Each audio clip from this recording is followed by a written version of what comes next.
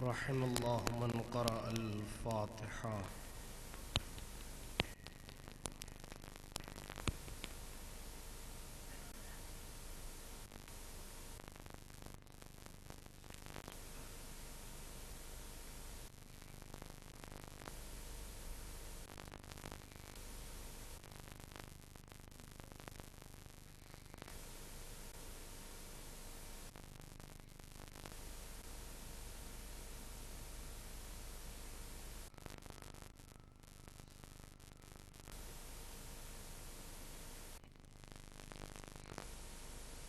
أعوذ بالله السميع العليم من الشيطان اللعين الرجيم. بسم الله الرحمن الرحيم. الحمد لله الذي إليه مصائر الخلق وعواقب الأمر. نحمده على عظيم إحسانه ونير برهانه ونوام فضله وامتنانه.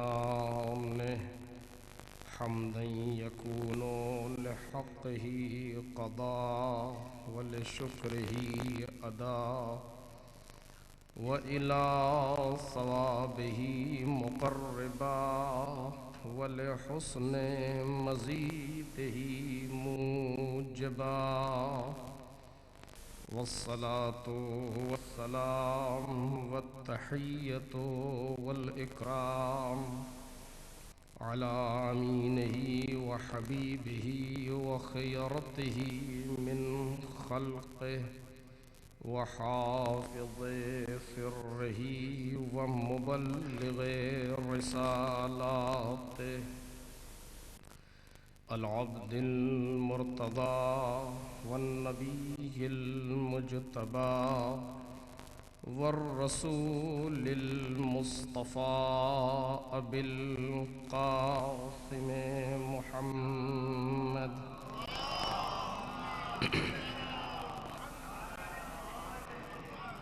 وآله الأطيبين الأطهرين الأكرمين المعصومين المظلومين الذين أذهب الله عنهم الرجس وطهرهم تطهيرا.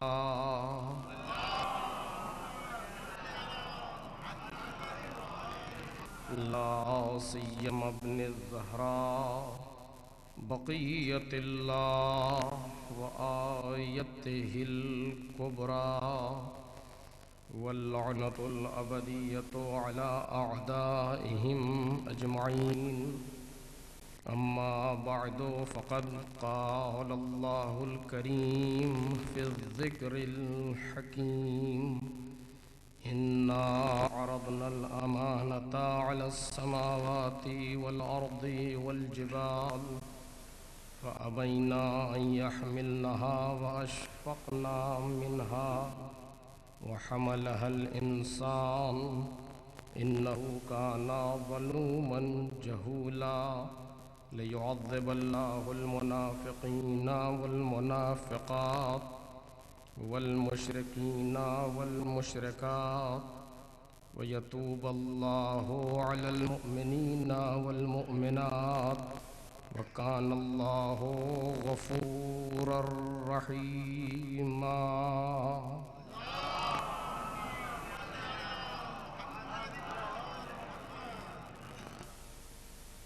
بزرگان محترم اور برادران عزیز،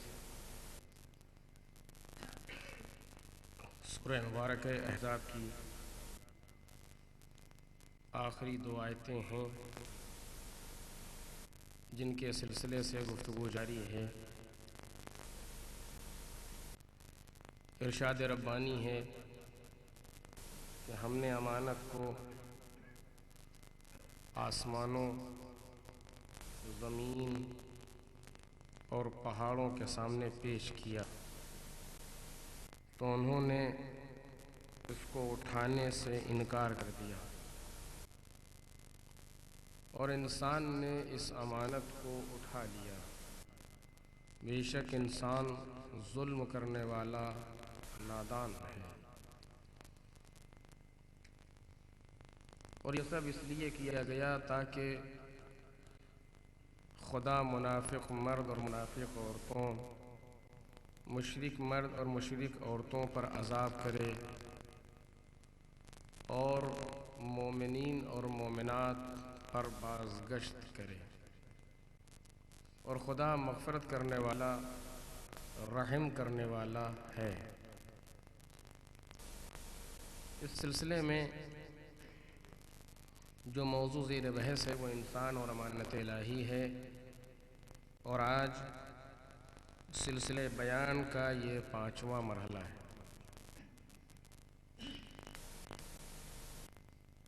کل کی گفتگو اس منزل تک پہنچی تھی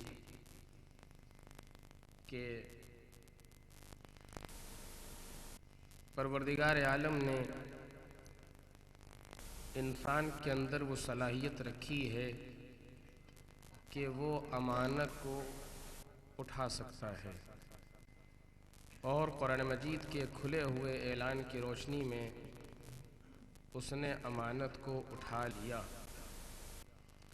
وہ امانت جس کو زمین اور آسمان و پہاڑ نہ برداشت کر سکے، اس امانت کو انسان نے تحمل کر لیا۔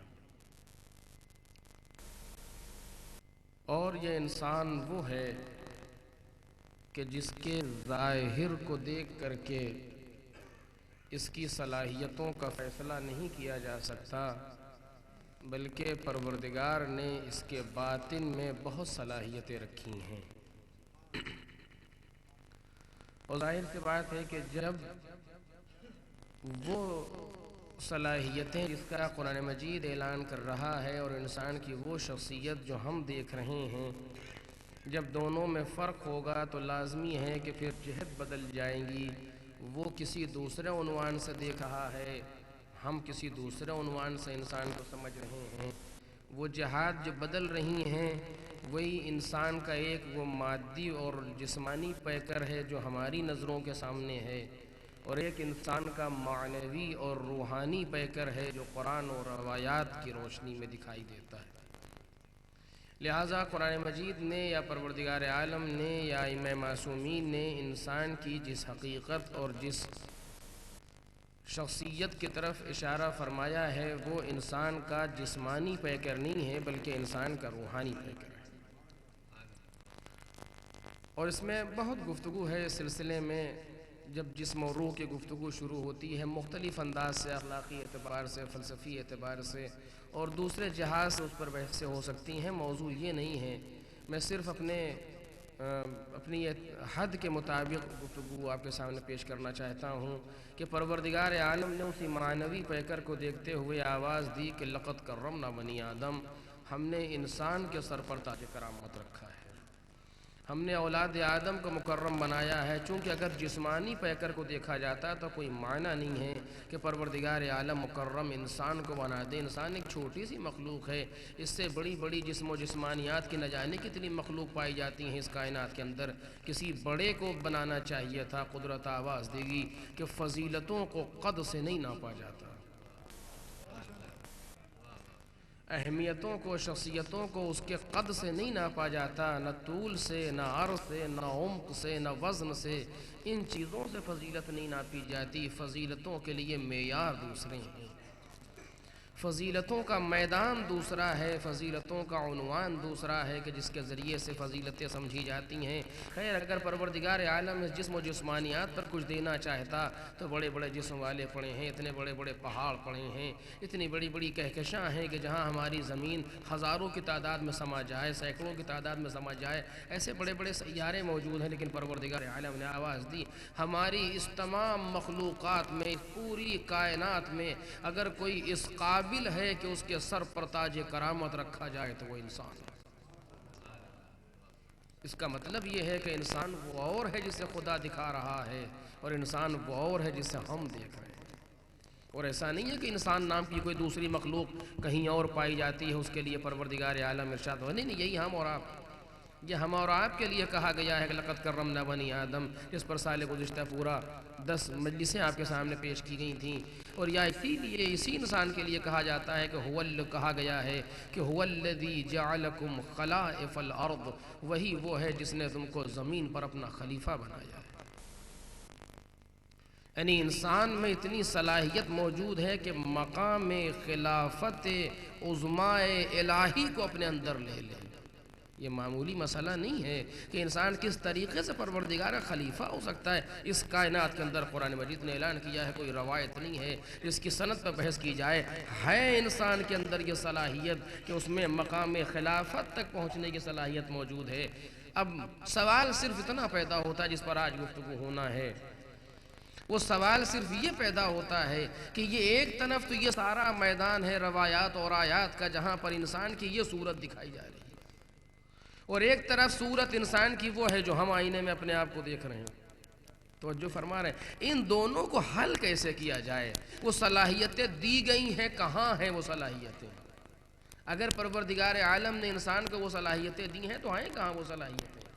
کہاں رکھی ہیں وہ صلاحیتیں، اور کیا انداز ہے ان صلاحیتوں کا؟ کس طریقے سے اگر خدا نے صلاحیت دی ہے تو سامنے ہونا چاہیے۔ توجہ فرمائیے، اگر کسی کو صلاحیت ملی ہے تو سامنے ہونا چاہیے، یا جن کو ملی تھی ہمارے سامنے تھی وہ صلاحیت، تو صرف انہی کے لیے محدود ہے، کہانی ان کے لیے محدود نہیں ہے، بلکہ قرآن مجید نے عام اعلان کیا ہے، لقد کرمنا بنی آدم، ہم نے اولاد آدم کو مکرم کیا ہے۔ هو الذی جعلکم خلائف الارض، تم کو کا مصداق کون ہے؟ جہاں تک آیت جائے جو آیت کو پڑھے، یہ لفظ قل نہیں ہے جو صرف پیغمبر سے مخصوص ہو، اس طریقے سے نہیں، جو هو الذی جعلکم خلائف الارض، تو اس نے تم سب کو زمین پر اپنا خلیفہ بنایا ہے۔ تو یہ ہر انسان کے اندر یہ صلاحیت ہے، اگر ہے تو دکھائی دے۔ ہم تو دیکھتے ہیں اگر کچھ مسلمانوں پر آپ یا مومنوں پر تھوڑا بہت کرم کر کے صلاحیتوں کو سمجھ بھی لے، تو اس کے باہر جو منزل جا رہی ہے، جہاں کفار ہیں، جہاں دوسرے افراد ہیں، وہاں بھی کرامت ہے۔ سال گزشتہ مجھے یاد ہے میں نے آپ کے سامنے عرض کیا تھا کہ وہاں بھی کرامت رکھی ہے پروردگار عالم۔ بحث یہ نہیں ہے کہ ہم نے مومنین کو تاج کرامت مومنین کو دیا ہے، یہ نہیں کہا گیا لقد کرمنا المومنین، لقد کرمنا المسلمین، لقد کرمنا المتقین، نہیں، لقد کرمنا بنی آدم، اور بنی آدم میں سارے کے سارے شمار ہو رہے ہیں۔ یہ نہیں کہا گیا هو الذی جعل المؤمنین خلائف الارض، هو الذی جعل المسلمین خلائف الارض، هو الذی جعل المتقین، نہ کچھ نہیں، هو الذی جعلکم خلائف الارض، اس نے تم کو زمین پر خلیفہ بنایا ہے۔ جب یہ ساری چیزیں اس طرح سے موجود ہیں کہ جہاں عمومی اعلان کیا جا رہا ہے اور ہم یہ صلاحیتیں نہیں دیکھ رہے ہیں، تو پھر حل کیسے کیا جائے گا؟ یا ہمارا تجربہ غلط ہے یا معنی کچھ اور ہے۔ چونکہ ہم اگر اعتقادی روح سے اپنی زبان کو روک بھی لیں اور قرآن کے خلاف کچھ نہ کہیں تو اتنا تو کہیں گے ہی کہ یا تو ہمارا تجربہ نہیں دیکھ پا رہا ہے جو قرآن دکھانا چاہتا ہے، ہماری آنکھیں نہیں دیکھ پا رہی ہیں، اور یا پھر معانی کچھ اور ہیں، توجہ فرمائیے، یا معانی کچھ اور ہیں کہ جو قرآن مجید بیان کرنا چاہتا ہے۔ عزیزو، پروردگار عالم نے انسان کے اندر جو صلاحیتیں رکھی ہیں وہ سب میں رکھی ہیں۔ پروردگار عالم نے جو انسان میں اہلیت و استعداد و قوت و طاقت ودیت فرمائی ہے وہ سب میں ودیت فرمائی ہے، کسی کو استثناء نہیں کیا پروردگار عالم نے۔ چونکہ اگر استثناء کر دیتا تو مقام امتحان میں لانے کا مسئلہ نہ رہ جاتا۔ ممکن نہیں ہے کہ بعض کو دیا جائے اور بعض کو نہ دیا جائے، اور مقام امتحان میں دونوں کو رکھ دیا جائے۔ اگر آپ اپنے یونیورسٹی میں، کلاس میں، اسکول میں، کالج میں، کسی جگہ مدرسے میں پڑھاتے ہیں بچوں کو، تو امتحان انہی سے لیا جاتا ہے جن کو پڑھایا جاتا ہے۔ ایسا نہیں ہے کلاس اول اور کلاس دوم دونوں کو ملا کر کے ایک پرچہ بنا دیا جائے، کا ممکن ہی نہیں ہے کہ ہائی اسکول انٹرمیڈیٹ کا پرچہ ایک بنا دیا جائے۔ جس کو جتنا دیا جاتا ہے اس سے اتنا امتحان لیا جاتا ہے۔ یہ ممکن نہیں ہے کہ کوئی پڑھائے کسی کو نہ پڑھائے اور اس سے امتحان لے لے۔ جس کو پڑھایا ہے اس سے بھی امتحان لیا جا رہا ہے، جس کو نہیں پڑھایا ہے اس سے بھی امتحان لیا جا رہا ہے۔ اس طریقے سے نہیں ہے پروردگار عالم نے، اور امتحان کی منزل سے کوئی نہیں بچا ہے۔ ابھی آپ کے سامنے عرض کروں گا، امتحان کی منزل سے کوئی نہیں بچا ہے۔ تو جب صلاحیتیں دی ہیں تبھی تو امتحان لے گا۔ اگر صلاحیتیں نہ دی ہوتی، اگر اہلیتیں نہ دی ہوتی، اگر استعداد نہ رکھی ہوتی تو امتحان لینے کے معنی نہیں پیدا ہوتے۔ کمال کے معنی نہیں پیدا ہوتے ہیں تو پھر مقصد کیا ہے؟ کہا جب مرحلہ دینے کا تھا ہم نے سب کو دیا ہے. اے میرے مالک اگر دیا تو وہ کہاں گیا؟ اگر پروردگار تو نے دیا تو وہ کہاں ہے صلاحیت؟ ہم نے تو آج تک نہیں دیکھی اپنے اندر کوئی صلاحیت. ہم نے تو آج تک اپنے اندر کوئی صلاحیت نہیں دیکھی. ہم تیرے خلیفہ ہیں، قرآن میں پڑھا کرتے ہیں، ہمارے سر پر تاج کرامت ہے، یہ آیت میں دیکھا کرتے ہیں، اس کے علاوہ تو کہیں نظر نہیں آیا. اگر ہم کریم ہیں تو دنیا ہماری تابع ہو، اگر ہم تیرے خلیفہ ہیں تو کائنات ہمارے بس میں ہو. توجہ کیجئے گا. اور میں نے یہ جملہ غالباً پہلے عشرے میں اب سے 5 سال پہلے آپ کے سامنے عرض کیا تھا، جلدی سے کہہ دے رہا ہوں. یہ قرآن مجید نے اتنی چیزیں دی ہیں، اتنی چیزیں بیان کی ہیں. سخر لکم هو الذی خلق لکم جعل لکم سخر لکم، 3 لفظ قرآن کہتا ہے تمہارے لیے جو بھی ہے سب پیدا کیا گیا. تمہارے لیے کائنات میں جو ہے وہ سب تمہارے لیے قرار دیا ہے میں نے. کائنات میں جو کچھ ہے وہ سب ہم نے تمہارا تابع بنایا ہے. ہم اپنے آپ کے تابع نہیں ہیں. اور قدرت کہہ رہی ہے ہم نے کائنات کی ہر چیز کو تمہارا تابع بنایا ہے. وہ کون سی چیز ہے جو ہماری تابع ہے؟ وہ کون سی چیز ہے جو ہمارے لیے خلق ہوئی ہے؟ وہ کون سی چیز ہے جو ہمارے لیے قرار دی گئی ہے؟ کہ وہ کون سا تاج کرامت ہے جو ہمارے سر پر رکھا ہے؟ وہ کون سا مقام خلافت ہے جو ہمیں دیا گیا؟ ہمیں تو نہیں دکھائی دیتا. قدرت آواز دے گی بس اسی دیکھنے کے لیے تو ہم نے تمہیں دنیا میں بھیجا ہے. توجہ فرمائیے گا. یہاں سے گفتگو شروع ہو رہی ہے. اسی کو دکھانے کے لیے اور اسی کو دیکھنے کے لیے تو تم کو ہم نے دنیا میں بھیجا ہے. تاکہ ہم یہ نہیں چاہتے، ایک لفظ کہہ رہا ہوں آپ اہل نظر ہیں، ہم یہ نہیں چاہتے کہ ہم دکھائیں تو تم دیکھو. کاش میری بات واضح ہو جائے. ہم یہ نہیں چاہتے کہ ہم دکھائیں تو تم دیکھو، بلکہ ہم یہ چاہتے ہیں کہ تم اپنے آپ سے دیکھو. ایک صلوات پڑھیں محمد اور آل محمد.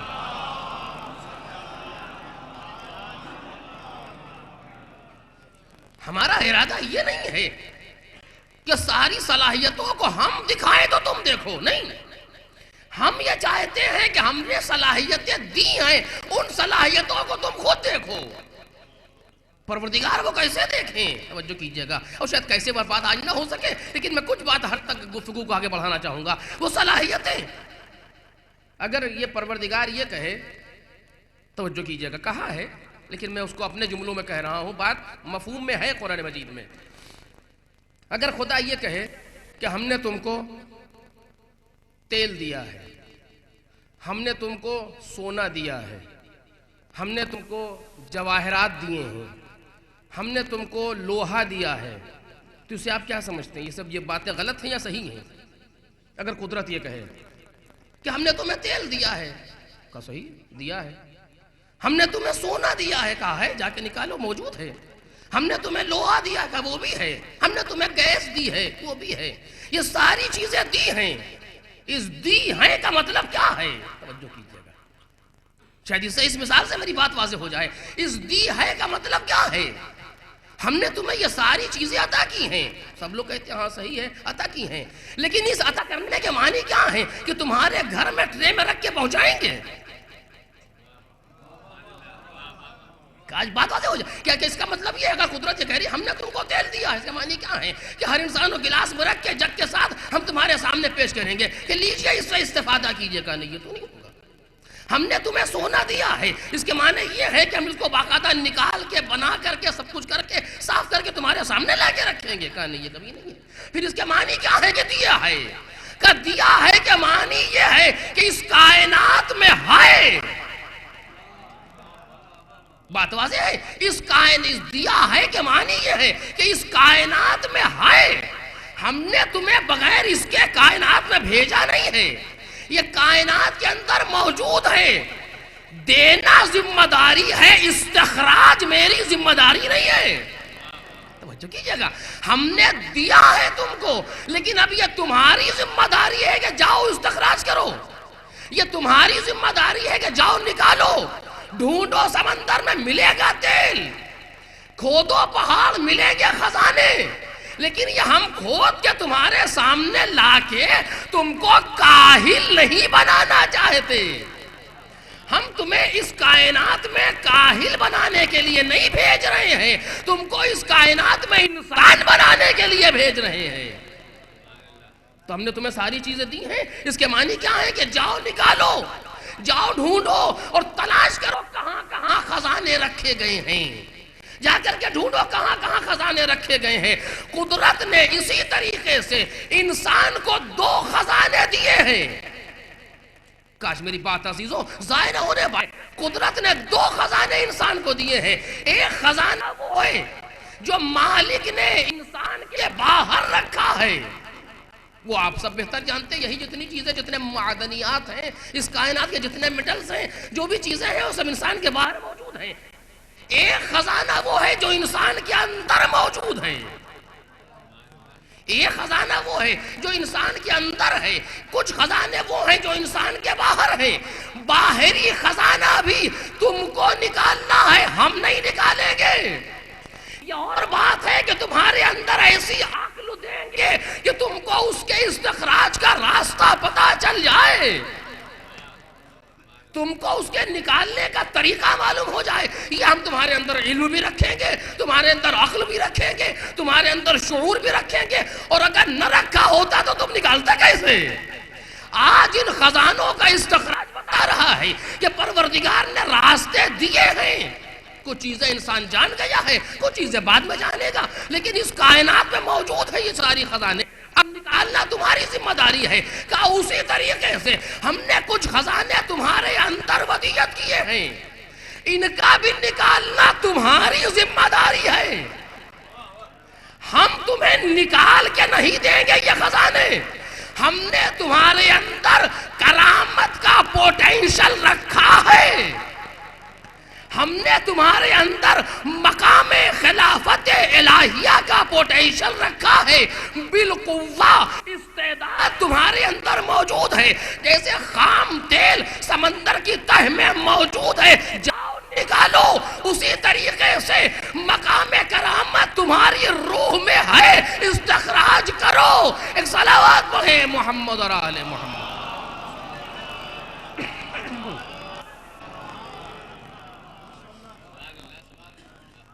اس کو حوضے کی زبان میں 2 لفظیں کہی جاتی ہیں، میں نے یاد نہیں کہ کہا ہے اس سے پہلے کہ نہیں کہا، اگر کہا ہے تو پھر سن لیجئے، نہیں کہا ہے تو آپ سن لیجئے۔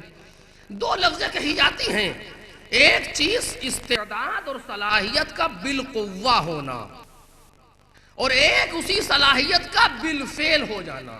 یہ 2 لفظیں ہیں جن کو انگلش میں، اس سے ایک ساتھ نے بیان کیا کہ انگلش میں اسے کہتے ہیں بالقوہ یعنی پوٹینشل، اور بالفعل یعنی ایکچولائزیشن اسی چیز کا۔ کوئی چیز بالپوٹینشل کی حد تک موجود ہے، بالقوہ ہے، اب ضروری ہے کہ اس کو انسان ایکچول کرے، اس کو ایکچولائزیشن کی منزل میں لائے، بالفعل کرے۔ مثلا پروردگار عالم نے ایک کسی درخت کے بیج کے اندر یہ صلاحیت رکھی ہے کہ یہ پورا درخت بن جائے، اور اسی نے رکھی ہے۔ آج تک کوئی ایسا نہیں دنیا بنا سکی ہے کہ کوئی پلاسٹک کا بیج ہے اس سے آپ کھجور نکال لیجئے، بونا پڑے گا وہی جو قدرت نے دیا ہے، اسی میں وہ پوٹینشل موجود ہے، کسی دوسرے میں نہیں، اور اتنا مجبور ہے انسان کہ اس سے وہی نکلے گا، دوسرا نہیں۔ توجہ فرمائیے گا، اتنا مجبور ہے انسان کہ اس سے وہی چیز نکال سکتا ہے جو قدرت نے رکھی ہے۔ اس کے معنی کہ یہ بیج جو اتنا بڑا ہم دیکھ رہے ہیں، یہ بیج استعداد کے اعتبار سے درخت ہے، لیکن بالقوہ درخت ہے، بالفعل نہیں ہے، پوٹینشل میں درخت ہے۔ یہ اس کو کچھ شرائط چاہیے، کچھ چیزیں چاہیے جن سے استفادہ کر کے یہ اپنی چھپی ہوئی شخصیت کو نکھار لے۔ کاش ہماری بات واضح ہو جائے۔ ایک صلوات پڑھیں نا محمد اور آل محمد۔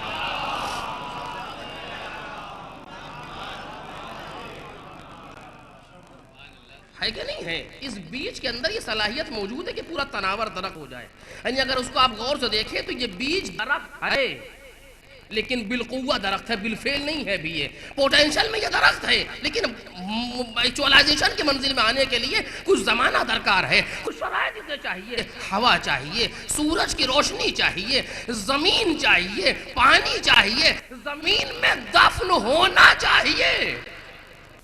نہیں، جملہ آپ نے غور نہیں کیا. زمین میں دفن ہونا چاہیے، چونکہ یہ بیج جب تک اپنی شخصیت کو زمین میں چھپائے گا نہیں، باہر نہیں نکلے گا. اگر یہ زمین پر سر اٹھائے کھڑا رہے گا تو پانی بہا دے گا، ہوا اڑا دے گی. لہذا ضروری ہے کہ اپنی شخصیت کو پہلے دفن کرے، اور تاکہ اب جو نکلے تو نہ ہوا اڑا سکے نہ آسانی سے کوئی بہا سکے. تو وہ جو دفن ہو کے نکلتا ہے اسی کی جڑیں مضبوط ہوتی ہیں. اور جو ایسے ہی ہوا پر یوں ہی گھوم رہے ہوں دیکھنے میں بڑے اچھے لگتے ہیں، لیکن ایک ہوا کا جھونکا ادھر سے ادھر. اگر کچھ بننا ہے تو پہلے اپنے کو دفن کرو.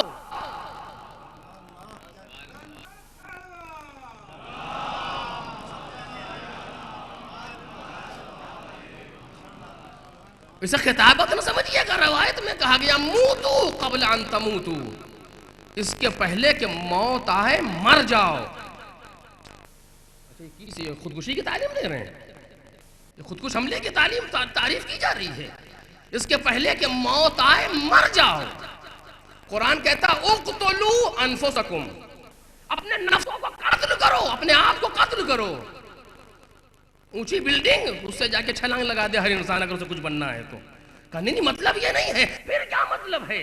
کہ اپنے آپ کو مارو، یعنی وہ انا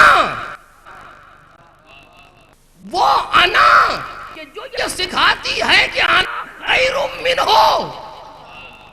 اگر کل کی تقریر آپ کے ذہن میں ہے وہیں سے شروع ہوئی ہے یہ لفظ انا وہیں سے شروع ہوا ہے. انا خیر منہ، میں اس سے بہتر ہوں. کہ جہاں یہ انانیت ذہن میں آئی وہاں صعود نہیں ہے، نزول ہے. وہاں کوئی علیہ السلام نہیں بنتا، وہاں رجیم بنتا ہے. فاخرج منہا فإنک رجیم وَإِنَّا عَلَيْكَ لَعْنَتِي إِلَىٰ يَوْمِ الدِّينِ. اور تجھ پر لعنت ہے. اگر انا سمائی تو لعنت اللہ. اور اب ایک لفظ دوسرا کہوں آپ کے سامنے، مجھے کہا ہے لیکن جلدی سے کہہ رہا ہوں. جناب موسیٰ سے کہا گیا کہ تم جانتے ہو تم کو میں نے نبی کیوں بنایا ہے؟ پروردگار تو بہتر جانتا ہے. کہ اس لیے کہ تمہارے اندر تواضع ہم نے دیکھی تھی، تو اس تواضع سے تمہیں نبی بنا دیا. اب نے پہچانا کہ جہاں انا ہے وہاں انسان لعنت اللہ کی منزل پر جا رہا ہے، اور جہاں انکساری ہے، تواضع ہے، اپنے آپ کو دفن کر دینا ہے، توڑ دینا ہے، وہاں آیت اللہ کی منزل پر انسان جاتا ہے. یہ تعلیمات دین ہے جو ہمارے سامنے ہے. کہا کہ اپنے آپ کو دفن کرنے کے معنی یہ ہے کہ اپنی انا کو دفن کرو. اور جب تم اپنی انا کو دفن کرو گے تب یہ درخت نکلے گا ان صلاحیتوں کا جو میں نے دی ہیں. تو غرض کے مرض کر رہا تھا کہ ایک بیج کے اندر یہ صلاحیت موجود ہے، اور اس بیج کو پروردگار عالم نے اتنا حق دیا ہے کہ وہ تناور درخت بن جائے. اسی طریقے سے مالک نے صلاحیتوں کو انسان کے اندر رکھا ہے، اور اب انسان کی ذمہ داری ہے کہ ان صلاحیتوں کو نکھارے، ان صلاحیتوں کو باہر لائے. لیکن یہ صلاحیتیں جس طریقے سے بیج کی صلاحیت آگ اور پانی اور مٹی اور ہوا اور خاک ان چیزوں سے بنی تھی، یہ ان سے نہیں نکلے گی انسان کی صلاحیت کہ ہم کھاتے چلے جائیں، ہم پیتے چلے جائیں، ہم اس سے نہیں. یہ نہیں ہے، بلکہ ان صلاحیتوں کے لیے کچھ ایسے روحانی راہنما چاہیے کہ جو انسان کی صلاحیتوں کو نکھارے. جناب آدم سے یہ سلسلہ شروع ہوا، اسی لیے مالک نے اس کائنات میں جو پہلا انسان بھیجا اسے خلیفہ بنا کے بھیجا. انی جاعل فی الارض خلیفہ اسی کے لیے کہا جو اس کائنات میں پہلا انسان تھا، تاکہ یہ معلوم ہو سکے کہ ہم نے صلاحیتوں کو نکھارنے والا پہلے بھیجا ہے، صلاحیتیں نکھارنے کے جو تم آئے ہو بعد میں آئے ہو. تو یہ پورا سلسلہ چلا وہاں سے، ایک ایک نبی اسی لیے آیا. اگر آپ پورے دین کا خلاصہ، پوری تاریخ نبوت کا خلاصہ کریں تو یہی جملہ سامنے آئے گا کہ انسانوں کی چھپی ہوئی صلاحیتوں کو نکھار دینا، انسانوں کو اس منزل تک لے جانا جس کے لیے قدرت نے انہیں بھیجا ہے۔ یہ نبی کی ذمہ داری ہے، ہر نبی کی ذمہ داری یہی ہے، اور ہر نبی نے یہ کام کیا ہے اپنے وقت میں، اور یہ ضمیر ذمہ داری اپنے عروج پر آئی ہے پیغمبر کے زمانے میں، کہ جہاں پیغمبر نے اس طریقے سے صلاحیتوں کو نکھارا ہے کہ درندوں کو درندگی سے نکال کے انسان بنایا۔ وہ درندے جو اپنی بیٹیاں اپنے ہاتھ سے دفن کرتے ہیں، سوچیے کہ درندگی کا عالم کیا تھا، انسان تعجب کرتا ہے، لیکن بہرحال درندوں کو درندگی سے نکال کے انسان بنایا، انسان کو اور بلند کیا تو مسلمان بنایا، مسلمان کو اور کمال دیا تو سلمان بنایا۔ یہ درجات ہے جو پیغمبر صلاحیتوں کے سامنے لا رہے ہیں۔ ایک صلوات پڑھ دیں محمد اور آل محمد۔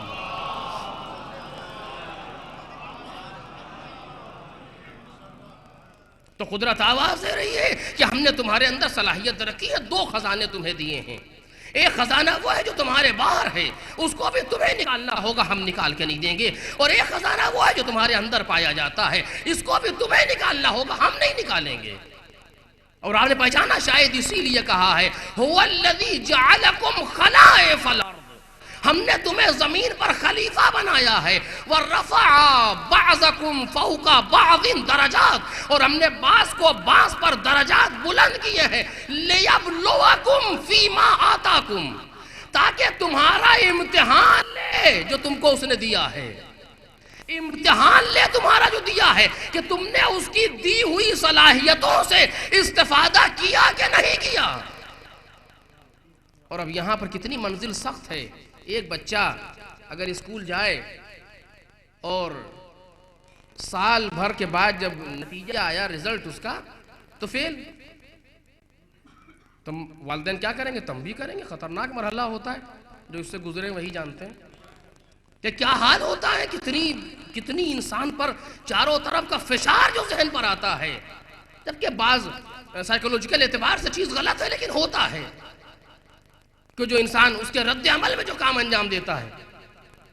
لیکن اگر وہ بچہ یہ کہے کہ آپ دیکھیں میں نے کوئی شیشہ نہیں توڑا ہے وہاں اسکول کا، ہم کسی بچے سے لڑے نہیں ہیں اسکول میں، فیل ہو گئے تو کیا ہوا، ہم نے کسی سے جھگڑا نہیں کیا اسکول میں، ہم نے کوئی کتاب پھاڑی نہیں ہے اسکول میں، ہم نے اسکول کا موکٹ کارپیٹ گندا نہیں کیا ہے، تو والدین کیا کہیں گے کہ مگر تم کو اس لیے بھیجا کہ تم شیشہ توڑو وہاں پر، تو تم کو توڑنا ہی نہیں چاہیے تھا، تم اصل جو بھیجے گئے تھے وہ اس لیے بھیجے گئے تھے کہ اپنے درجے کو بلند کر کے دوسرے درجے میں آؤ۔ اگر تم پہلی کلاس میں تھے تو ایک کلاس آگے بڑھو، دوسرے میں جاؤ، تمہیں اس لیے اسکول بھیجا گیا ہے۔ شیشہ نہیں توڑا تو کون سی خاص بات، توڑنا ہی نہیں چاہیے تھا۔ اگر لڑے نہیں ہو تو کون سی خاص بات کی ہے، لڑنا ہی نہیں چاہیے تھا۔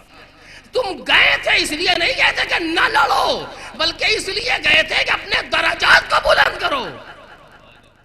قدرت اس کائنات کی یونیورسٹی میں ہمیں بھیج رہی ہے، اس کائنات کے مدرسے میں بھیج رہی ہے، کیوں؟ تاکہ اپنی صلاحیتوں کو نکھارو، اپنے کو مقام کرامت تک لے جاؤ، اپنے کو مقام خلافت الہیہ تک پہنچاؤ۔ کل اس نے پوچھا قیامت میں کہ پہنچے، کرامت حاصل کی؟ نہیں۔ کیوں نہیں حاصل کی؟ پروردگار ہم جھوٹ نہیں بولے، پروردگار ہم نے غیبت نہیں کی، کہ یہ کون سی خاص بات ہے، تو میں اس لیے کہا کہ وہی ایک شیشہ نہیں توڑا۔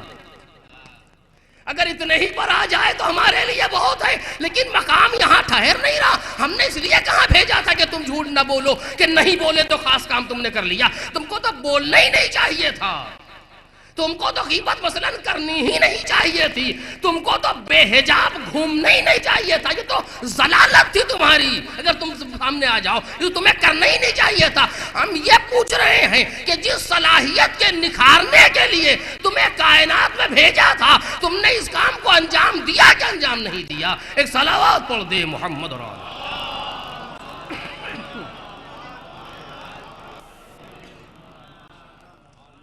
اور بس اس مقام پر رک کر کے صرف ایک آیت آپ کے سامنے، اسی پر بات اپنی آخری منزل میں پہنچ رہی ہے۔ تو پروردگار عالم نے ہمیں اس کائنات میں بھیجا ہے تاکہ انسان اپنے اس شخصیت کو سامنے لائے جو قدرت نے اسے عطا کی ہے۔ عزیزو، روایات میں آپ کے سامنے عرض کروں گا کل کی یا اس کے بعد کی تقریر میں، اتنی صلاحیت ہے انسان میں کہ کائنات پر تصرف کر سکتا ہے اگر اپنے آپ پر آ جائے۔ اتنی صلاحیت خدا نے دی ہے کہ کائنات پر تصرف کر سکتا ہے انسان اگر اپنے آپ پر آ۔ یہ روایتیں بتا رہی ہیں، میں آپ کے سامنے گزارش کروں گا انشاءاللہ۔ لیکن یہ صلاحیتیں کیسے سامنے آئیں گی؟ راستہ کیا ہے؟ بس وہ اس راستے کے لیے صرف ایک آیت، اسی پر بات اپنی آخری منزل پر۔ راستہ کیا ہے جس طرح صلاحیت سامنے آئے گی؟ جناب داؤد سے پروردگار عالم ارشاد فرماتا، یا داؤد انا جعلناک خلیفۃ فی الارض، وہی لفظ جس کے لیے لے کے چلا ہوں کہ ہم کو بھی خلیفہ بنایا ہے، ان کو جناب داؤد کو بھی خلیفہ بنایا ہے۔ انا جعلناک خلیفۃ فی الارض، اے داؤد ہم نے تمہیں زمین پر خلیفہ بنایا ہے۔ اب تمہارا کام کیا ہے؟ فاحکم بین الناس بالحق، اب لوگوں کے درمیان حق سے فیصلہ کرو۔ ولا تتبع الہوی، اور اپنی خواہشات کی پیروی نہ کرو۔ فَيُضِلَّكَ عَنْ سَبِيلِ اللَّهِ، تم کو خواہشات کی پیروی کرنا تم کو ہمارے راستے سے ہٹا دے گا۔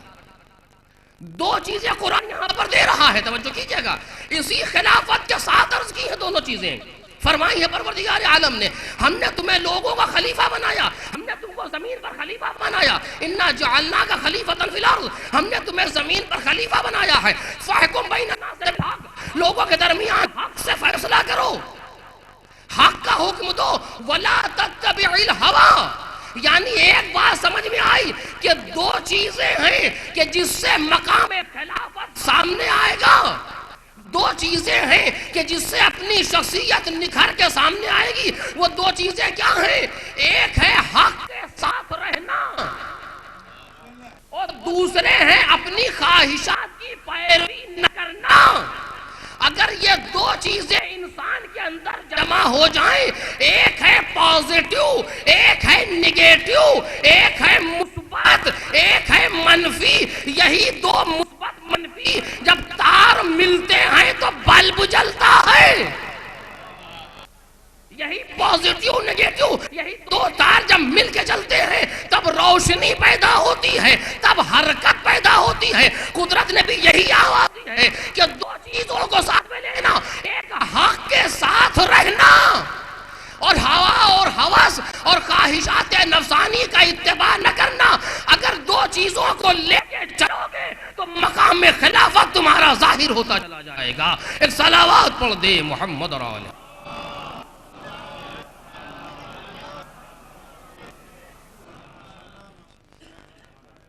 اب وہ جتنی چیزیں جن چیزوں کا تعلق حق سے ہے، اب اسی لفظ حق پر اگر گفتگو ہو تو پوری تقریر چاہیے اس کے لیے کہ جن چیزوں کو پروردگار عالم نے قرآن مجید میں حق کہا ہے، اب جو چیزیں حق ہیں انسان اس کو لے کے چلے گا، اور جن چیزوں میں خواہشات نفسانی ہیں ان کو چھوڑنا پڑے گا۔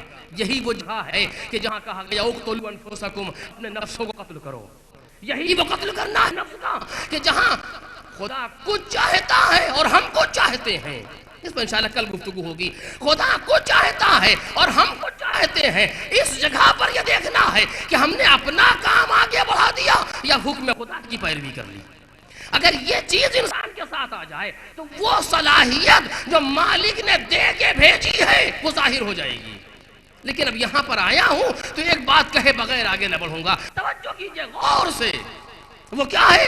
قرآن مجید کی آیت ہے، یا داؤد انا جعلناک خلیفۃ فی الارض، ہم نے تمہیں زمین پر خلیفہ بنایا ہے۔ مقام خلافت جناب داؤد کے لیے قرآن مجید نے تذکرہ کیا۔ پھر کیا کہا؟ فاحکم بین الناس بالحق، حق کے ساتھ فیصلہ کرو۔ اس کے معنی یہ ہے کہ داؤد اور ہے، حق اور ہے۔ واضح ہو رہی نہیں بات؟ حق کے ساتھ فیصلہ کرو، یعنی تم اور ہو، حق اور ہے۔ اب جو فیصلہ کرو اس میں یہ دیکھو کہ تمہارا فیصلہ حق پر ہے کہ نہیں ہے۔ یہ قرآن مجید کی آیت کی حلالگی کر رہا ہوں۔ اب اب جناب داؤد کو یہ دیکھنا ہوگا کہ کس فیصلے میں حق ہمارے ساتھ ہے، کس فیصلے میں حق ہمارے ساتھ نہیں ہے۔ وہ مقام داؤد ہے کہ جب فیصلہ کرے تو حق کا اتباع کرے۔ کاج بات واضح ہو جائے، وہ جناب داؤد کا مقام ہے کہ جب فیصلہ کرے تو یہ دیکھے کہ حق ساتھ ہے کہ نہیں۔ اگر حق ساتھ ہے تو فیصلہ صحیح، اگر حق ساتھ نہیں ہے تو داؤد جیسے نبی کا بھی فیصلہ صحیح نہیں۔ میں تو نہیں کہہ رہا، قرآن کہہ رہا ہے فَحْكُم بَيْنَ النَّاسِ بِالْحَقِّ۔ اگر حق کے ساتھ نہ کرے تو بات خراب ہو جائے گی، مقام خلافت سے عزل ہو جائیں گے۔ کوئی تعارف کی بات نہیں ہے، یہ پروردگار کا مقام ہے کہ جہاں بہت سی چیزیں طرح کی ہیں جو سامنے آ رہی ہیں، ایسے نبیوں کے ساتھ اس سختی سے کہا گیا ہے جناب جرجیس آنے سے چیرے جا رہے ہیں، خبردار اگر آپ کر دو گے تو مقام خلافت سے عزل ہو جاؤ گے نبوت سے۔ جن کے رتبے ہیں سوا، ان کو سوا مشکل ہے، وہ اسی جگہ پر ہے۔ جناب داؤد اگر فیصلہ کریں، حق سے ہٹ جائیں تو مقام جائے۔ اس کے معنی داؤد تابع ہیں حق کے، یہ بھی خلیفہ ہیں۔ اور اسی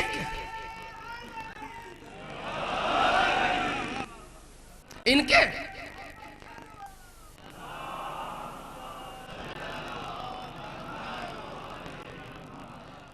اب ان کے ساتھ مقام خلافت ہے، لیکن مقام خلافت اسی وقت تک ہے کہ جب تک یہ حق پر فیصلہ کرتے رہے۔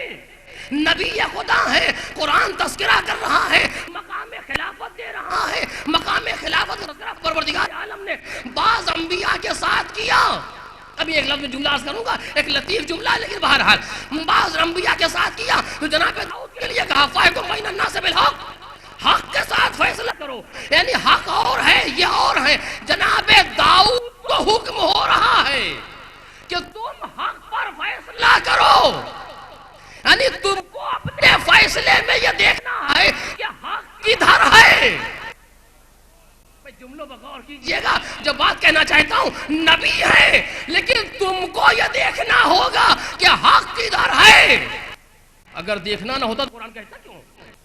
سپوزیشن پر گفتگو نہیں کرتا قرآن، فرضیات پر گفتگو نہیں کرتا، حقائق پر گفتگو ہے کہ تم یہ دیکھ کے فیصلہ کرو کہ حق ہے کہ نہیں۔ یعنی اب تابع ہیں نبی داؤد کہ ہمارا فیصلہ حق پر ہے کہ نہیں ہے، یعنی حق ان کا تابع نہیں ہے، یہ حق کے تابع ہے۔ یہ مقام داؤد ہے کہ جہاں فیصلہ ان کا حق کا تابع ہو، وہ کائنات میں ایک ہی گزرا ہے۔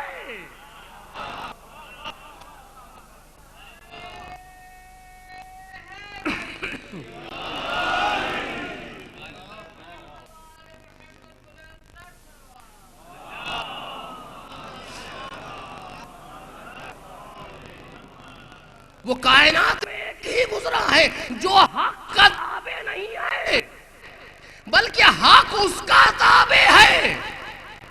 یہ میں کہوں گا مجھے کیا کہنے کا حق ہے کہ میں حق کو ان کا تابع بناؤں، بلکہ جس کو کہنے کا حق تھا یعنی حق کا رسول حق، اس نے حق کو حالی حق کا تابع بنایا۔ اور آواز دیتے ہیں علی مع الحق والحق مع علی۔ ابھی تک بھی دوئیت سامنے موجود ہے لیکن ابھی بات سمجھ میں نہیں آ رہی کہ مرتبے میں آگے کون ہے۔ علی مع الحق والحق مع علی، علی حق کے ساتھ ہے، حق علی کے ساتھ ہے۔ اب اتنا سخت مراحل ہے یہاں پر کہ قرآن مجید جن جن چیزوں کو حق کہا ہے وہاں پر جا کر کے دیکھیے تب بات واضح ہوگی اور خطرناک مرحلے پر آئے گی۔ یہ کیا کہنا چاہ رہے ہیں پیغمبر، لیکن اس کے بیان کا موقع نہیں ہے کہ علی مع الحق والحق مع علی۔ اور پھر پیغمبر کے ہاتھ دعا کے لیے بلند ہیں۔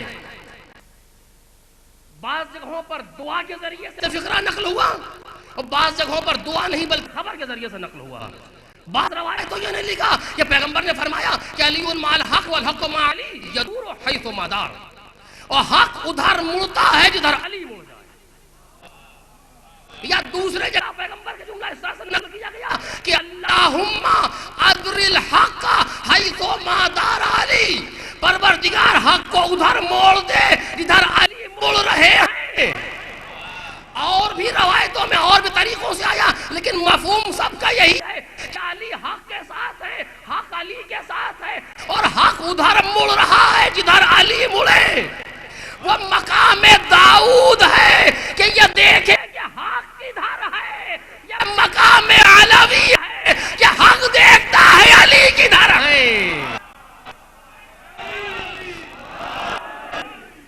ایک صلوات پڑھے محمد اور آل محمد۔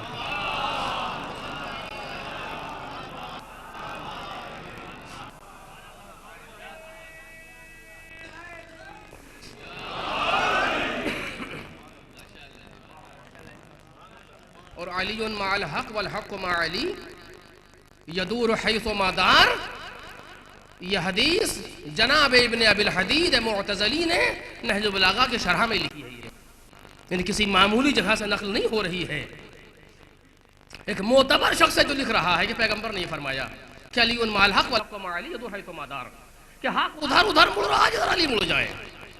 تو وہ مقام داؤدی ہے کہ جہاں منتظر ہے کہ حق کدھر ہے، کوئی فیصلہ سامنے آیا تو زبان داؤد ابھی رکی ہوئی ہے، کیا کہیں وہ کہیں جو حق چاہو۔ لیکن یہ مقام علوی ہے کہ یہ نہیں ہے کہ حق کدھر ہے، بلکہ حق دیکھتا ہے کہ علی کدھر ہے۔ اور اب ایک جملہ تو بغیر کہے تو پھر آگے بڑھنا چاہیے بھی نہیں، چونکہ ہم کو تو حق ہے کم از کم روایتوں کو سمجھنے کا، اگر سمجھانے کا نہ ہو تو مطلب خود سمجھنے کا تو حق حاصل ہی ہوتا ہے ہر انسان کو۔ اب اس روایت کو سمجھنے کے لیے دو جملے، ایک مشہور ہے ایک چیز کے تعرف الاشیاء باضدادها، چیزوں کو پہچانا جاتا ہے اس کی ضد سے، اپوزٹ سے، اور قدرت نے یہ سلسلہ اضداد کائنات میں اسی لیے رکھا ہے تاکہ جس کو پہچانوانا چاہتا ہے وہ چیزیں پہچانی جائیں۔ مثلا اگر اندھیرا نہ ہوتا تو روشنی کا تصور ختم ہو جاتا، اگر اندھیرا سامنے آئے تو تصور روشنی کا ختم ہو جائے کائنات سے، کیونکہ آپ سمجھیں گے کیا کہ روشنی کیا ہے جب اندھیرا ہی نہیں۔ اگر کانٹے نہ ہوں کسی گلشن میں تو پھول کی لطافت ختم ہو جائے گی، چونکہ کانٹے کو دیکھ کے پتہ چلتا ہے کہ یہ ایسا ہے تو گل کیسا ہے۔ تو چیزوں کو ضد کے ذریعے سے پہچانا جاتا ہے، اور ضد آپ دیکھیے اگر کہیں روشنی ہے تو اندھیرا نہیں ہے، اگر اندھیرا ہے تو روشنی نہیں ہے۔ یا کوئی تصور کر سکتا ہے کہ روشنی بھی ہے اور اندھیرا بھی ہے؟ کہ نہیں، تو پھر آپ یہاں اندھیرا ہے۔ ایک صلوات پڑھیں محمد اور آل محمد۔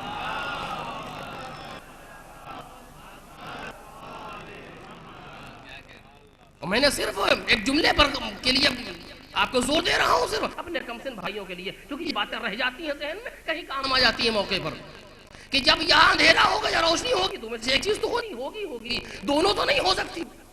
اور یہ بھی نہیں ہے کہ دونوں نہ ہو، یہ بھی ممکن نہیں ہے کہ نہ روشنی ہو نہ اندھیرا ہو، یہ بھی نہیں ہو سکتا، یا روشنی ہے یا اندھیرا ہے۔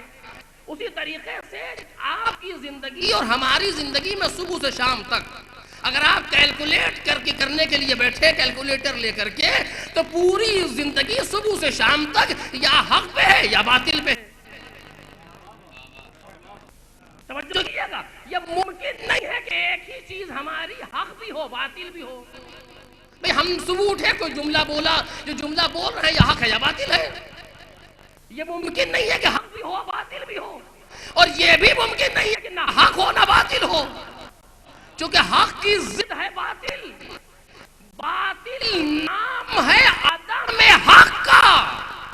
کاش جملہ یہ واضح ہو جائے، باطل نام ہے عدم حق کا، باطل خود کچھ نہیں ہے، اس کائنات میں کائنات کو بھرا ہے قدرت حق سے، جہاں حق نہ ہو وہ باطل ہے۔ اندھیرے کا تصور نہیں ہے، اندھیرا نام ہے عدم نور کا، جہاں نور نہ ہو وہ اندھیرا ہے۔ اسی لیے اندھیرا آ کے نور کو نہیں بھگاتا، نور آ کے اندھیرے کو بھگاتا ہے۔ کاش بات واضح ہو جائے، اندھیرا یعنی عدم نور کا نام ہے ظلمت، ظلمت خود کچھ نہیں ہے، جہاں نور نہ ہوگا وہاں ظلمت ہے۔ جہل خود کچھ نہیں ہے، عدم علم کا نام ہے جہل، اور اس کو فلسفے کی زبان میں جہل شے وجودی نہیں ہے، شے عدمی ہے. یہ باتیں سخت ہو جائیں گی لیکن میں صرف لفظ پڑا رہے ذہن میں کہ یہ جہل شے عدمی ہے، وجودی نہیں ہے، ایگزسٹنس نہیں ہے جہل، بلکہ جہل نان ایگزسٹنس.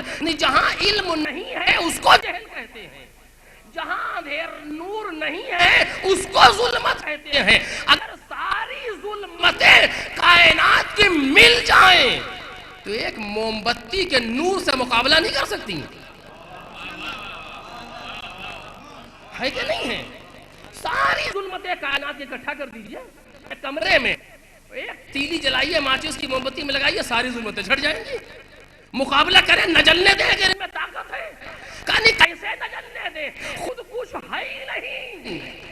کاش بات واضح ہو جائے، کاش بات واضح ہو جائے، خود کچھ ہے ہی نہیں. جب موم بتی کا نور یا نور نہیں تھا تو اپنے وجود کو دکھا لیا، لیکن جب وارث آ گیا تو مقابلہ نہیں کر سکتی ظلمت نور سے، کیونکہ نور کا حق ہے کہ رہے، ظلمت کا حق ہے کہ مٹے، اس کو رہنے کا حق نہیں ہے نور کے سامنے. اب سمجھے قدرت کیا کہہ رہی ہے کہ جال حق وزحق الباطل. یہ بالکل ایسے ہی ہے کہ جان نور وزحقت الظلمہ، کہ ظلمت نور آیا، ظلمت مٹی. تو جیسے نور کے سامنے ظلمت نہیں دکھتی، اسی طریقے سے حق کے سامنے باطل نہیں دکھ سکتا. یعنی حق باطل نام ہے آدم حق. اب جہاں حق نہ ہو وہاں باطل ہے. کاش بات واضح ہو جائے، جہاں حق نہ ہو وہاں باطل ہے. وہ کوئی ہو، بحث اس سے نہیں ہے. بحث یہ ہے کہ میں ہوں یا آپ ہوں یا میرے والدین ہوں، اس سے کوئی فرق تو نہیں پڑتا، کوئی بھی ہو. جب جناب داؤد جیسے نبی کے لیے قدرت کہہ رہی ہے خبردار حق سے فیصلہ کرنا، تو ہماری اور آپ کی حیثیت کیا ہے اس کائنات کے اندر؟ ہم تابع ہیں حق کے، اور جہاں حق نہ ہو وہاں ظلم باطل ہے، چاہے کوئی ہو. بات شخصیت کی نہیں ہے، بات حقائق کی ہے. اب جہاں حق نہیں ہے وہاں باطل ہے. پیغمبر کہتے ہیں حق وہاں ہے جہاں علی ہے، حق وہاں ہے جہاں علی ہے. اب جہاں جہاں علی نہیں ہے وہاں وہاں حق نہیں ہے. یعنی جہاں جہاں علی نہیں ہے وہاں وہاں باطل ہے. جس میدان میں علی وہ میدان حق، جس میدان میں علی نہیں وہ میدان باطل. جس بزم میں علی وہ بزم حق، جس بزم میں علی نہیں وہ بزم باطل. جس ممبر پر علی وہ ممبر حق، جس ممبر پر علی نہیں وہ ممبر باطل. جس دل میں علی وہ دل حق.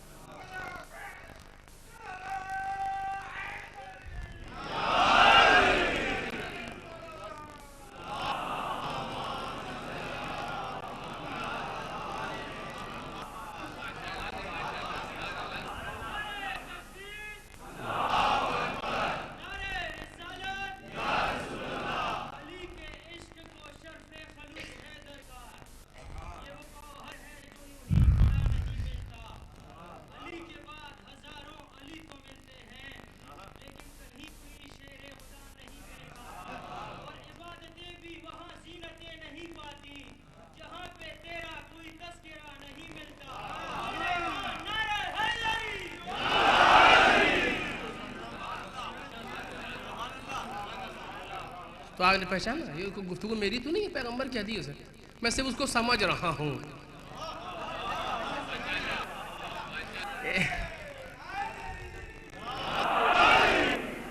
عالم تو نہیں ہوں، ایک اسٹوڈنٹ ہوں، ایک طالب علم ہوں، اور طالب علم کی حیثیت سے سمجھنے کا حق تو سب کو ہوتا ہے. یہ حق تو کوئی کسی سے چھین نہیں سکتا. ہم حدیث پیغمبر کو سمجھنا چاہتے ہیں, ایسے سمجھ رہے ہیں. اگر کوئی اور طریقہ سمجھنے کا ہو تو آپ مجھے سمجھا دیجئے. بھئی ہم نے جب حق کے لفظ کو دیکھا اور حق کی تعریف کو دیکھا اور پیغمبر کی حدیث کو دیکھا تو یہ بات سمجھ میں آئی کہ جہاں حق ہے وہاں باطل نہیں ہے. کیونکہ حق و باطل ساتھ میں جمع ہی نہیں ہو سکتے, جیسے نور و ظلمت ساتھ میں جمع نہیں ہو سکتے. اور جہاں حق نہیں ہے وہاں باطل ہے, کیونکہ دونوں اٹھ بھی نہیں سکتے ایک ساتھ کائنات سے, کہ نہ نور ہو نہ ظلمت, دونوں غائب ہو جائے, ہو ہی نہیں سکتا. اسی طریقے سے پیغمبر نے کہا کہ علی مع الحق والحق مع علی. اگر یہیں تک بات رہتی تو آپ یہ کہہ سکتے تھے کہ اس بات شے نفی ما ادا نہیں کرتی. یہ ایک قاعدہ کلیہ ہے جو حوزے میں پڑھایا جاتا ہے, اصول کا بھی ہے اور جگہوں پر بھی قاعدہ ہے کہ اس بات شے نفی ما ادا نہیں کرتی. مطلب کیا ہے اس کا؟ اگر میں کہوں کہ فلاں صاحب کمرے میں ہیں تو اس کے معنی یہ نہیں ہے کہ دوسرے صاحب کمرے میں نہیں ہیں. کسی شے کا ثابت کرنا اس کے علاوہ دوسری شے کی نفی بدلالت نہیں کرتا. فلاں صاحب کمرے میں ہیں اس کے معنی یہ نہیں دوسرے کمرے میں نہیں ہیں. اگر پیغمبر یہ کہہ دیتے کہ علی مع الحق تو اس کے معنی یہ نہیں کہ دوسرا حق پر نہیں ہے. یہ ہو سکتا تھا کہ دوسرا بھی حق پر ہو, خطا اجتہادی ہو جائے, وہ بھی اس کو حق سمجھ رہا ہو, لیکن پیغمبر نے دوسرا جملہ اسی لیے کہا تھا کہ اللہم ادر الحق حیث مدار, کہ پروردگار حق کو ادھر بول جدھر یہ جا رہا ہے. اس کے معنی اب حق ادھر ادھر چلا جہاں جہاں یہ جا رہے ہیں. تو اب یہ ہو ہی نہیں سکتا کہ کسی اور بھی طرف جا رہا ہو, ان کی طرف بھی آ رہا ہو. یہ ممکن ہی نہیں ہے کہ ادھر بھی گیا ادھر بھی گیا, نہیں, بس ادھر جہاں علی کے قدم ہیں وہیں حق کے نشان ملیں گے. ایک صلوات پڑھ دے محمد را.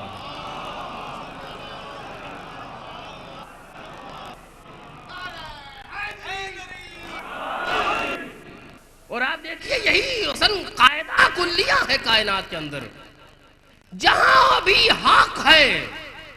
مسئلہ یہ ہے کہ ہم حق کے ساتھ نہیں ہیں. ہماری بدبختی یہ ہے بعض جگہوں پر کہ ہم اپنی ہوا و ہوس کے تابع ہیں, ورنہ اگر حق پر ہو تو اسے کوئی جھکا نہیں سکتا. قاتل ہونا ہارنے کی علامت نہیں ہے, یہ کبھی ذہن میں نہ آئے. میں مثال دینا, فرض کیجئے یہ گلاس سے پانی رکھا ہے, میں اس کو آپ کو نہیں دوں گا. آپ مجھے قتل کر دیں لیکن پانی نہ لے سکے, کون جیتا؟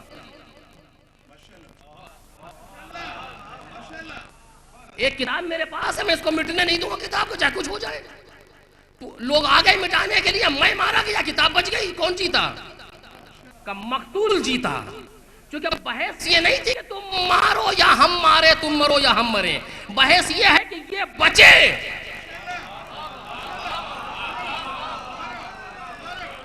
بحث یہ ہے کہ یہ بچے. اگر یہ بچ گیا تو میں جیت گیا, مر جاؤ جو زندہ رہو, اس سے بحث نہیں ہے. بحث یہ ہے کہ جو مقصد لے کے اٹھا ہوں اس مقصد کو بچا لوں. اگر ہم مقصد لے کر کے اٹھے لیکن 1000 آدمی مار دیا اور مقصد حاصل نہ ہوا تب بھی ہار گئے, کیونکہ جس مقصد کے لیے گئے تھے وہ پورا نہ ہو سکا. 2 لوگوں کو چھڑانے کے لیے 34 دن لگے رہے لیکن نہ چھوٹ سکے, اس کے معنی کہ ہار گئے. اب کچھ کہیے بعد میں, لیکن مطلب تو یہ ہے کہ ہار گئے.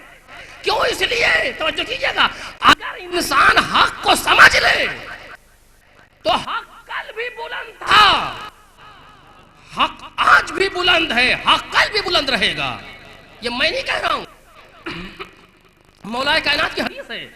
اب یہ بات ذرا آگے بڑھ رہی ہے لیکن جلدی سے 2 لفظوں میں, الحق یعلو ولا یعلی علیہ. حق بلند ہے, حق پر بلندی کبھی نہیں حاصل ہو سکتی. مطلب یہ ہے کہ ہم حق پر ہیں کہ نہیں ہیں. آپ دیکھیے کتنی مملکت اسلامیہ, لیکن باطل کے سامنے سب ہاتھ جوڑے ہوئے سامنے ساتھ ساتھ. اس کائنات میں 1.5 یا اب 1.25, توجہ کیجئے گا, اب تک ہمارے سامنے 1.5 نظر آ رہی تھی, ایک مرحلہ اور آگے بس 1.25 کی حد تک, اس کے علاوہ کوئی نظر نہیں آ رہا کائنات کے اندر. اور وہ جو 1.5 ہیں ان دونوں کا سلسلہ غدیر سے ہے, کیونکہ حق وہی ہے جہاں علی ہے اور حق ہمیشہ بلند ہے. تو یا تو مستقیماً سلسلہ ملے اور یا پھر محبین علی کے سائے میں آؤ. چاہے مستقیماً سلسلہ غدیر تک جائے یا کسی غدیری کے سائے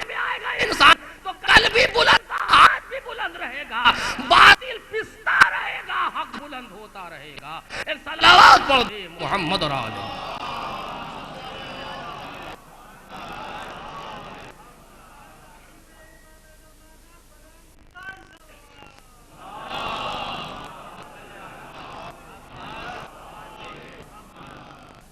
یہ جواب میرا نہیں ہے.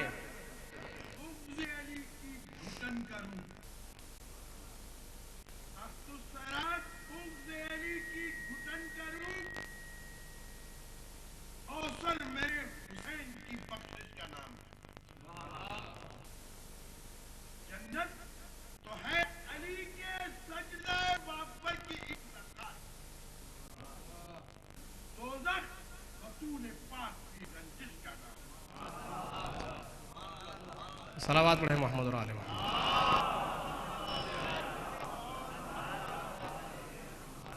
اور یہ جواب میرا نہیں ہے، جناب امام سجاد علیہ السلام سے.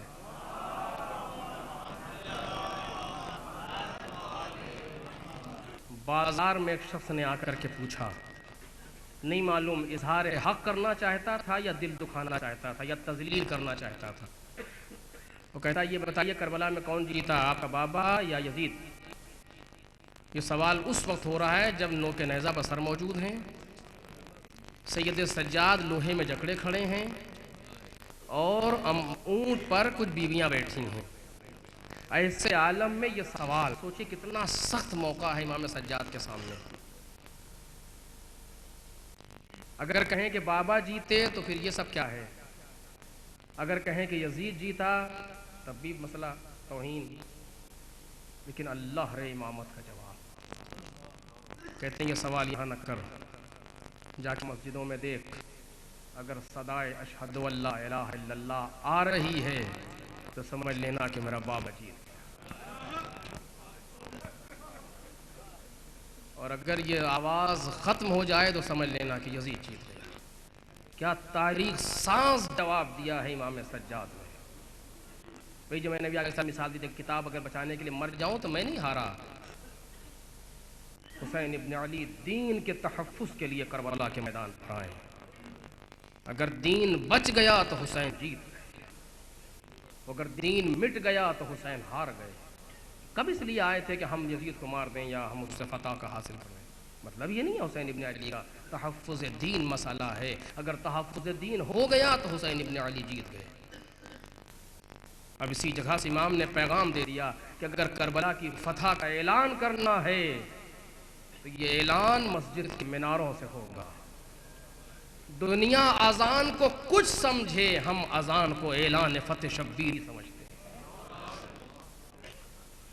اسی لیے ہر جوان کا یہ وظیفہ ہے کہ اس اعلان کو باقی رکھے. باقی رکھ رہا ہے بس عزیزو. لیکن اس اعلان کو باقی رکھنے میں جو کچھ حسین کو برداشت کرنا پڑا ہے وہ آپ سے بہتر کون سمجھ سکے گا.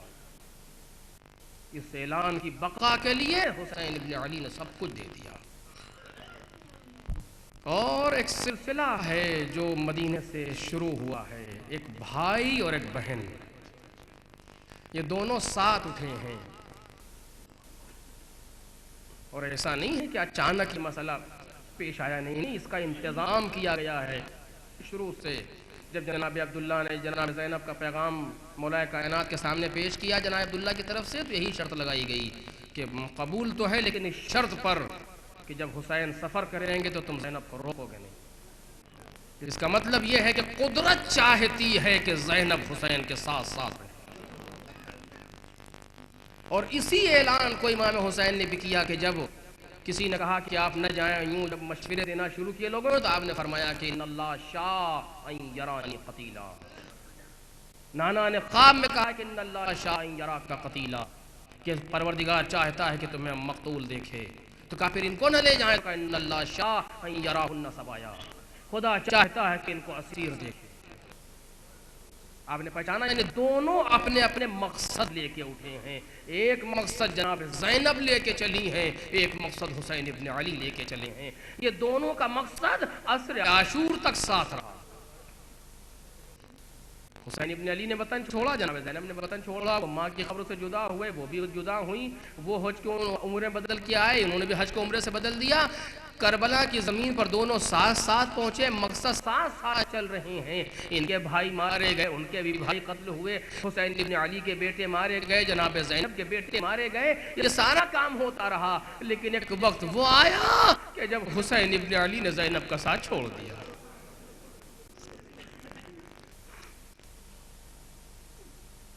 اور وہ موقع کب تھا؟ وہ اتنا سخت موقع تھا کہ جو جناب زینب سے تحمل کے قابل نہیں ہے وہ زینب جس نے آنکھ کھولی تو اپنے بھائی کا چہرہ دیکھا. اس زینب کا ساتھ حسین چھوڑ رہے ہیں. کیسے چھوڑ رہے ہیں؟ اے زینب، اے ام کلثوم، اے رقیہ، اے سکینہ، تم سب پر میرا آخری سلام، علیکن منی السلام. بس اس آواز کا سننا تھا کہ اب زینب کے دل میں تحمل نہ رہ گیا. اے بھیا، نانا گئے تو بابا موجود تھے، اماں موجود تھیں، اماں گئی تو بابا تھے، بابا گئے تو بھیا حسن تھے، بھیا حسن گئے تو آپ تھے، اب آپ جا رہے ہیں تو زینب کیا کرے گی بھائی؟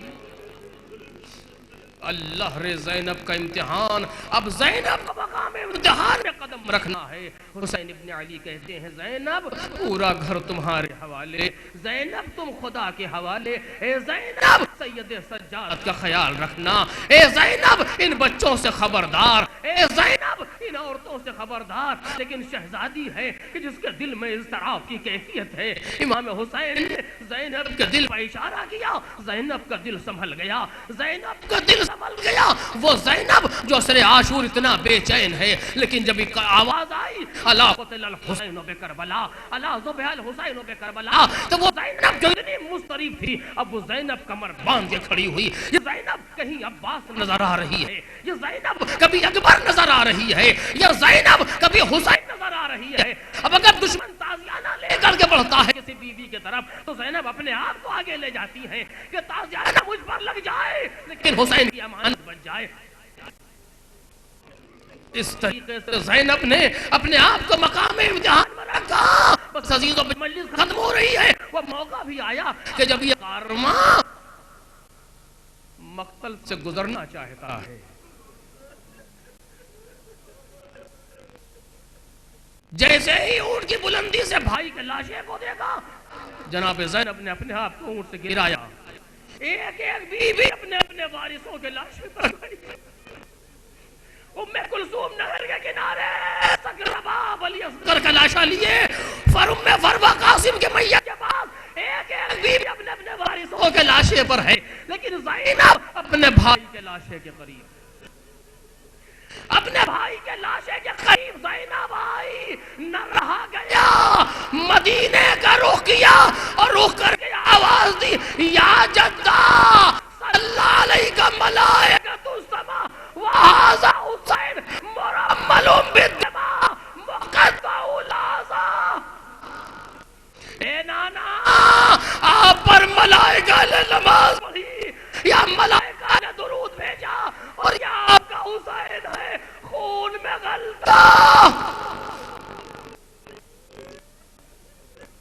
کبھی کوئی منزل ہے، کبھی کوئی منزل ہے، بس آخری جملے. کبھی زینب آگے بڑھی اور اپنے بھائی کے لاش کے نیچے ہاتھ لگائے، دونوں ہاتھ پر لاشا لیا اور آواز دیتی ہے اللہم تقبل منا قلیل القربان. اے پروردگار اس قربانی کو آل محمد سے قبول. عجب عجب فرائض انجام دے رہی ہیں زینب. راوی کہتا ہے کہ جب زینب اپنے بھائی کے لاشے پر بند کر کے رو رہی تھی، اتنا سوز تھا زینب کے لہجے میں، اتنا درد تھا زینب کی آواز میں کہ فَأَبْكَتْ وَاللَّهِ كُلَّ عَدُوٍ وَصَدِيقٍ. ہر دوست و دشمن کو زینب نے رلا دیا. میں نے دیکھا حتی دموع الخیل یتقاطر علی حوافرہا، ارے گھوڑوں کے آنسو سومو پر گر رہے تھے. سوچو جس زینب کی آواز میں اتنا درد ہو کہ جانور رو رہے ہو، امام سجاد پر کیا گزری ہوگی. اے بوبی اماں،